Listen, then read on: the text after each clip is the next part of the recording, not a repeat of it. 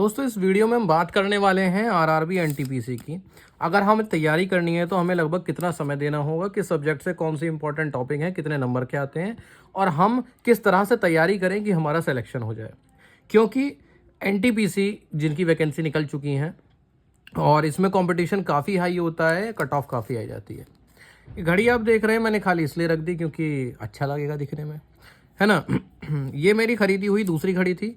पिछली वीडियो में मैंने आपको दिखाई थी, ये मैंने दूसरी घड़ी खरीदी थी। ये भी 50% ऑफ पे ही खरीदी थी। टेंशन की कोई बात नहीं है।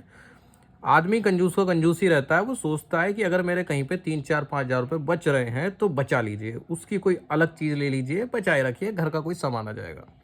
ठीक है, ये मैंने फॉर्मल ड्रेस के लिए खरीदी थी। अब आप कहेंगे कि भाई आप कौन हो जो फॉर्मल ड्रेस पहन रहे हो।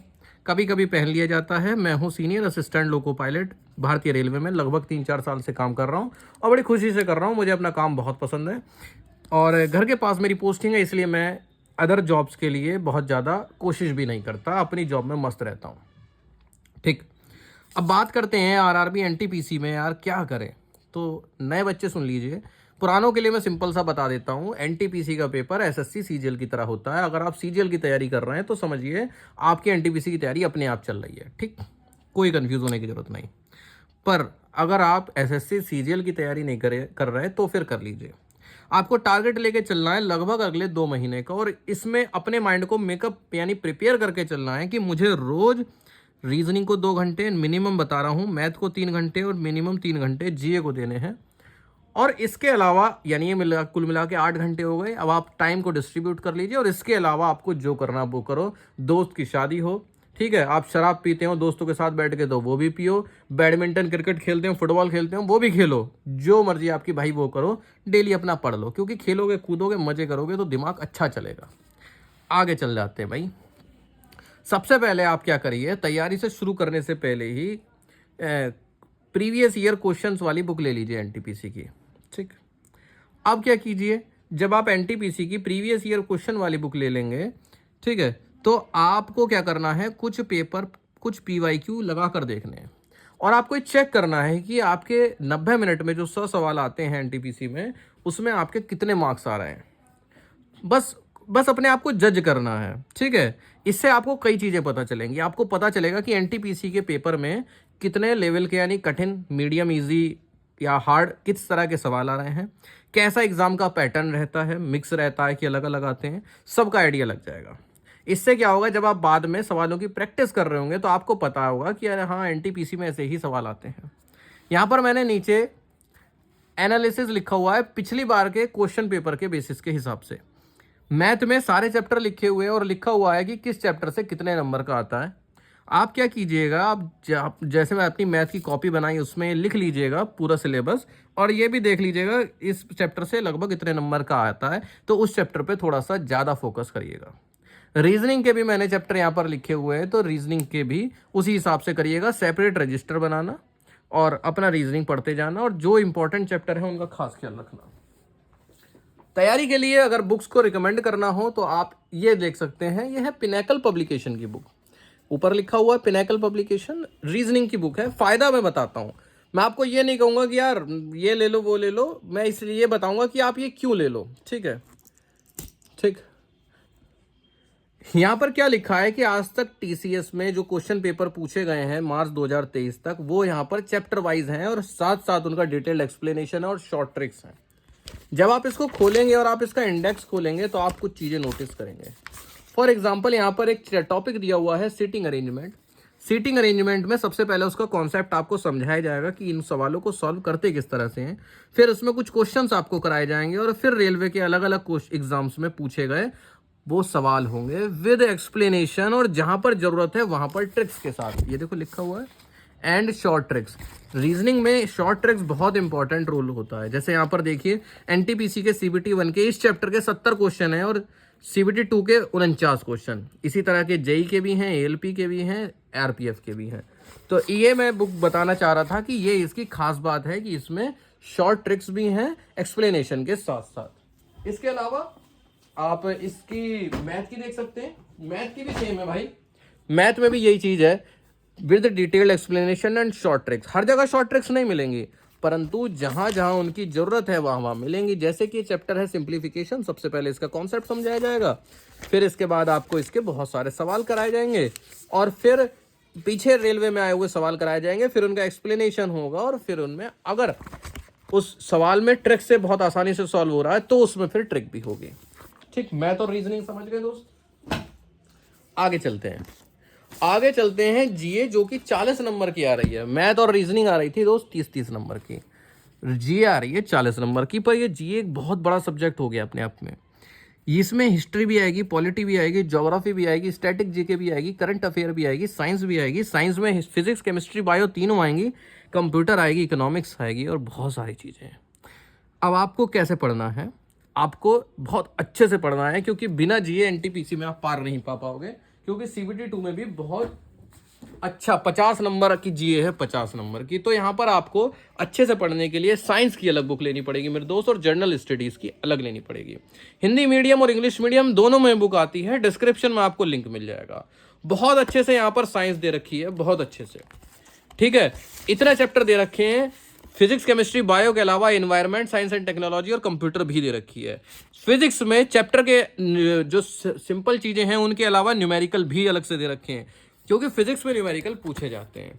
इसी तरह से यहाँ पर जनरल स्टडीज़ की बुक है। ये बुक्स आपको ऑनलाइन भी मिल जाएंगे, और डिस्क्रिप्शन के लिंक में भी क्लिक करके आप मंगा सकते हैं, पिनेकल पब्लिकेशन। तीनों सब्जेक्ट में मैंने आपको ये बता दिया कि 30 नंबर की जो मैथ आएगी उसमें किस चैप्टर से लगभग कितने का पिछली बार आया था, 30 नंबर की रीजनिंग आएगी उसमें से कितने नंबर का आया था, और 40 नंबर की जो जी आएगी पिछली बार उसमें किस सब्जेक्ट से कितना आया था। अब चलते हैं कि इसकी तैयारी आपको किस प्रकार से करनी है। तो सबसे पहले तो हर सब्जेक्ट के अलग नोट्स बना लीजिए, सॉरी अलग नोट्स का मतलब है अलग कॉपी बना लीजिए। रोज आपको पढ़ना है, फोकस जीए पर रखना है। मैथ और रीजनिंग में टारगेट फुल मार्क्स का लेकर चलना है। टारगेट मैंने बता दिया, मैथ और रीजनिंग में फुल मार्क्स का लेकर चलना है। पेपर में गलती से 1-2 सवाल गलत हो गए तो चल जाएंगे, इससे ज़्यादा गलती मैथ और रीजनिंग में नहीं जानी चाहिए मेरे दोस्त। जा रही है तो उसको इंप्रूव करो।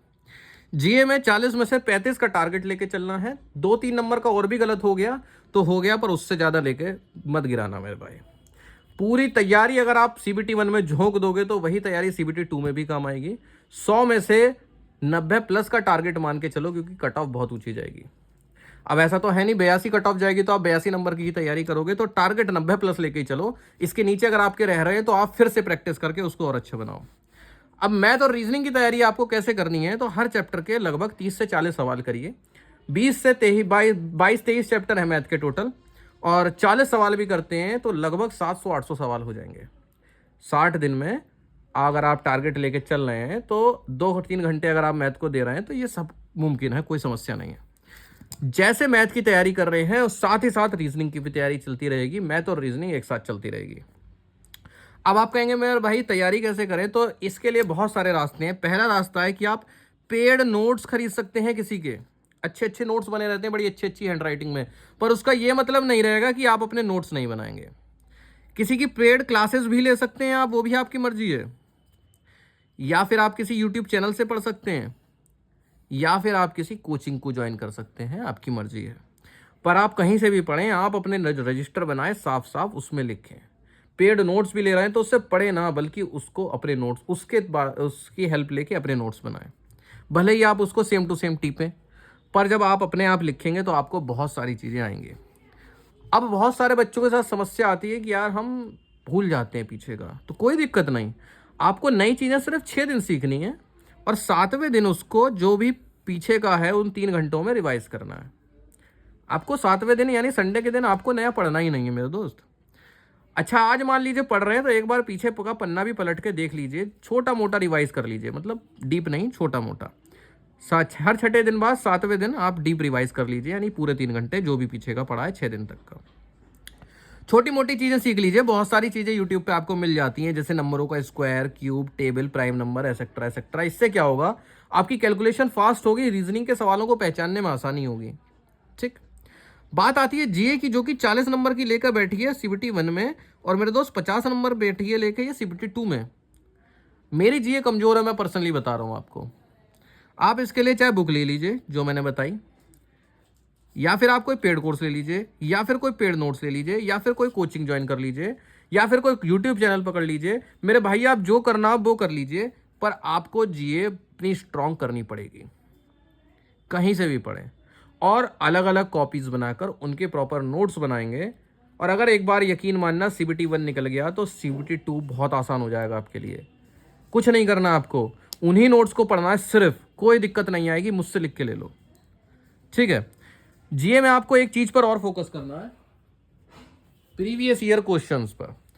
जीए में ऐसा देखा गया है, रेलवे में ऐसा देखा गया है कि प्रीवियस ईयर क्वेश्चन बहुत रिपीट होते हैं। अब मैथ में तो ये लोग क्या करते हैं, वैल्यू को बदल देते हैं, पर जीए में कहाँ से बदलेंगे। जीए में एज इट इज़ बहुत सारे सवाल रिपीटेड आ जाते हैं। तो आप को किसी ऑनलाइन या बुक से PYQ यानी पिछले साल के क्वेश्चंस मिल रहे हैं, कोई क्विज मिल रही है, MCQ मिल रहे हैं, ज़्यादा से ज़्यादा सॉल्व करेंगे तो ज़्यादा से ज़्यादा आएगा। आप चैप्टर वाइज क्वेश्चन पर भी फोकस कर सकते हैं। जैसे अभी मान लीजिए आपने हिस्ट्री का कोई चैप्टर पढ़ा, मुगल साम्राज्य पढ़ा फॉर एग्जाम्पल, तो आप मुगल साम्राज्य वाले क्वेश्चन करेंगे तो आपको थोड़े से ज़्यादा आएंगे, ज़्यादा अच्छा वो टॉपिक होगा। आज आपने मुगल पढ़ लिया और उसका कोई सवाल ना करके अगले दिन आपने मौर्य वंश पढ़ लिया, फिर उसके भी सवाल ना करके आपने गुप्ता वंश पढ़ लिया, आप गारंटी से कंफ्यूज होंगे। इसलिए चैप्टर वाइज क्वेश्चंस पर फोकस करें। मौर्य वंश पढ़ें तो मौर्य वंश के क्वेश्चन को अटेम्प्ट करें, गुप्ता वंश पढ़ें तो गुप्ता वंश कर लें, जिससे कि आपके वो चैप्टर्स और मजबूत हो जाए, और मजबूत हो भी जाएंगे। सेम चीज़ यहाँ पर भी करनी है। जीए में 6 दिन पढ़कर 7वें दिन पूरा रिवाइज करना है, और हर जब दिन पढ़ने बैठो तो एक बार पीछे के पन्ने भी पलट कर देख लेने हैं। इस तरह से अगर आप पढ़ेंगे 2 महीने लगे रहिए, उसके बाद जब सिलेबस कंप्लीट हो जाएगा तो स्ट्रेटेजी चेंज हो जाएगी। उम्मीद है अगर आप 2 महीने डेडिकेशन के साथ देंगे तो आप में बहुत ज़्यादा इंप्रूवमेंट आएगा। इसके अलावा कोई सवाल हो, कोई कन्फ्यूज़न हो तो आप मुझे कमेंट करके ज़रूर बताइएगा।